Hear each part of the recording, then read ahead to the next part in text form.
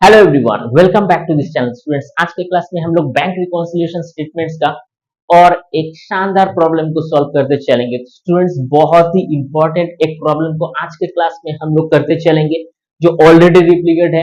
Initial portions of this video के अंदर आपके स्क्रीन पर दिखाई देगा। इससे पहले भी हम लोग overdraft balance as per cash book, passbook और rest of the bank reconciliation statements का जो फंडामेंटल्स एंड कुछ प्रॉब्लम्स करके रखी है, वो जाओ प्लेलिस्ट में दिया हुआ है, आप देखो और इस क्लास के साथ रिलेट कर लो। किसी के ना किसी बोर्ड के अंदर ये जो प्रॉब्लम्स है ये पूछे ही जाते हैं, तो बहुत ज्यादा प्रैक्टिस करना स्टूडेंट्स। तो चलिए शुरू करते हैं इसको। तो on 1st December 2012 the cash book of Iqbal showed that on the overdraft balance and 2050 rupees। तो स्टूडेंट्स, एज यूजुअल हमारे पास एक कैश बुक होगा। तो स्टूडेंट्स, एज पर बैंक इंस्ट्रक्शंस हम लोग ये इस कैश बुक को फॉलो करते चलेंगे। तो इसका जो रूल्स है, यहाँ पे डेबिट जब पैसा इनफ्लो होगा, क्रेडिट जब पैसा आउटफ्लो होगा। तो स्टूडेंट्स, इस हिसाब से ये दोनों साइड सीक्वेंस यहाँ पे कंटिन्यू होता है। तो स्टूडेंट्स, नंबर 1, तो यहाँ पे इकबाल का हम लोग एक अकाउंट बनाएंगे और स्टेटमेंट्स बनाएंगे।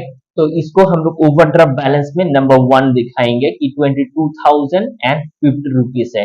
Well, next, on 29/12/2012 checks amounting 6, 12 and 15,000 were deposited into bank। Bank में तीनों चेक डिपॉजिट करी गई थी, but the check of 12,000 was collected by bank on 5/1/2013। ये 12,000 का जो चेक था, ये 5/1/13 को ये कलेक्ट करी गई थी। तो आपको, आप अकाउंट बना रहे हो 31st को, सो दैट इज वाई ये आपको ऐड करना पड़ेगा, यानी बाद में तो ये आपको पे करना ही होगा, यानी ये जो होगा ये ऐड होगा।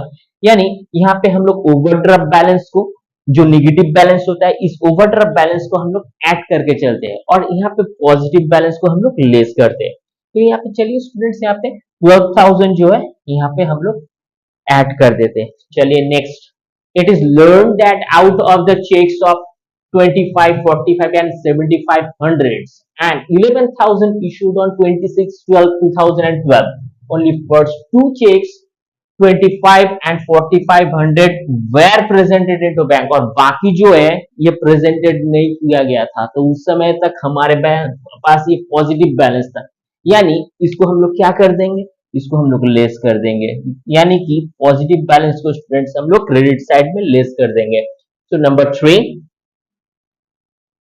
यहाँ पे जो बैलेंस है, यानी इस दोनों अमाउंट को छोड़ के हम लोग 78 और 11,000, सो 7800 एंड 11,000 इसको हम लोग ऐड कर देंगे, यानी 18,800।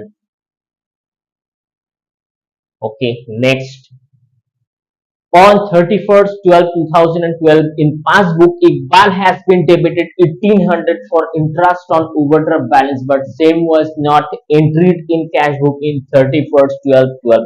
तो स्टूडेंट्स, इसका मतलब ये हुआ, बैंक अगर आपको ओवरड्राफ्ट फैसिलिटीज देता है तो उस हिसाब से एक इंटरेस्ट होता है, वो इंटरेस्ट 1,800 है जो डिडक्शन हो चुका है बैंक के पासबुक में, बट अब तक आपने यानी इकबाल ने वो कैश बुक में रिकॉर्ड नहीं किया। तो चलिए इसको तो पे करना पड़ेगा। सो हम लोग यहाँ पे नंबर 4 1800 को ऐड कर देंगे, यानी ये नेगेटिव बैलेंस, मतलब इसको हमें पे करना है। ठीक है, last, a debtors directly deposited into bank in 2500 but not recorded in cash book. तो स्टूडेंट्स, डेटर्स जो है था, किसी ने हमें पे किया अकाउंट पे डायरेक्टली, तो ये हमारे लिए पॉजिटिव बैलेंस है, सो हम लोग इसको लेस कर देंगे ओवरड्राफ्ट के हिसाब से। तो स्टूडेंट्स, इस दोनों को जोड़ूंगा, जोड़ने से हमारे को यहाँ पे 21,300 रुपीज होगा। तो इनको भी जोड़ देते हैं तो 35, ये हमारे पास दोनों बैलेंस होंगे। तो ये होगा स्टूडेंट्स निगेटिव बैलेंस यानी ओवरड्राफ्ट बैलेंस, और ये होगा पॉजिटिव बैलेंस। तो स्टूडेंट्स, दोनों को हम लोग अभी बैलेंस कर देंगे, यानी नेगेटिव माइनस पॉजिटिव। तो हमारे पास जो बैलेंस आएगा ये ओवरड्राफ्ट बैलेंस फाइनल सिचुएशंस के हिसाब से आएगा। तो यहाँ पे जो होगा 1450 ओके, तो ये होगा हमारे पास नेगेटिव बैलेंस। तो स्टूडेंट्स ये गाइडलाइन पूरा रेडी है। अब हमें जस्ट यहाँ पे समराइज करना है और इस प्रेजेंटेशन को कंप्लीट करना है। तो दोनों कॉलम्स होंगे स्टूडेंट्स यहाँ पे। तो नंबर 1 हम लोग लिखेंगे ओवरड्राफ्ट बैलेंस एज पर पासबुक। ओके, सो जो अमाउंट है ये 22,050। ओके स्टूडेंट्स, कुछ एडिशंस है जिसको हमें करना है और कुछ लेस होगा, सब्ट्रैक्शंस वो बाद में हम लोग करेंगे। तो फर्स्ट यहाँ पे हम लोग ऐड लिख देते हैं। तो स्टूडेंट्स यहाँ पे number 2, so 29/12/2012 checks deposited into bank but not collected, but the collection was is bank in 5/1/13. So number 2, checks deposited into bank but collected in collected on 5/1/13। तो स्टूडेंट्स इसका जो अमाउंट होगा 12,000। Okay, number 4, on 31st 12 2012 passbook for Iqbal has been debited on 1800 rupees interest on overdraft। तो students यहाँ पे number 4, यहाँ पे interest on overdraft has deducted by bank but not recorded in cash book. तो चलिए इसको हम लोग ऐड कर देते हैं 1800 rupees.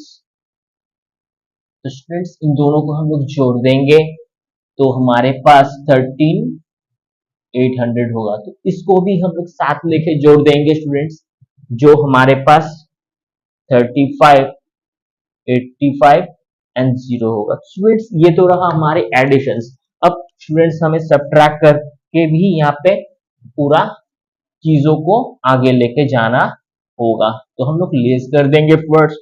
Number 3, it is learn that out of checks 25, 45, 78, hundreds and 11,000 issued on 26/12/2012, but the first two checks for 25 and 4500 were presented into bank। तो ये हम लोग लिखेंगे number 3, check issued but not presented।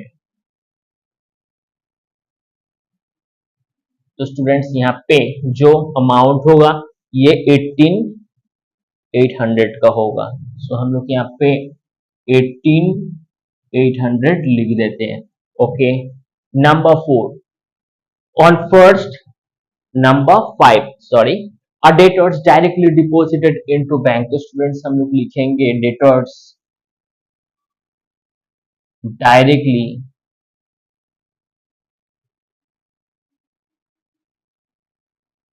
deposited into bank but not recorded in cash book। तो students यहाँ पे जो हमारे पेमेंट हुआ था वो 2500 का। तो स्टूडेंट्स इसको भी हम लोग ऐड कर देंगे। ऐड करने से 21,300 रुपीज हमारे पास ये बैलेंस रहता है। तो आइए इससे हम लोग सब्ट्रैक्ट कर देंगे, यानी सब्ट्रैक्ट होगा इसका सब्ट्रैक्ट जो बैलेंस है ये 14,550। 14,550 तो ये जो बैलेंस है ये हमारे पास बैलेंस होगा, लेकिन ये निगेटिव बैलेंस है स्टूडेंट्स। फाइनल एक स्टेटमेंट्स के साथ इसको हम कंप्लीट कर देंगे। सो ओवरड्राफ्ट बैलेंस एज पर पासबुक। तो ये हमारे प्रॉब्लम बिल्कुल रेडी है, आप इसका स्क्रीनशॉट ले लो। चलिए, तो स्टूडेंट्स आप रिवाइंड करके देखिए, बहुत अच्छे से आपको इजीली क्लैरिटी मिल जाएगा, और प्रैक्टिस बहुत अच्छे से कीजिए, तो कोई प्रॉब्लम नहीं होगा। वीडियो अगर अच्छा लगता है तो जरूर से लाइक शेयर सब्सक्राइब कर देना। मिलते हैं किसी नेक्स्ट क्लास में। Till then take care, have a nice day.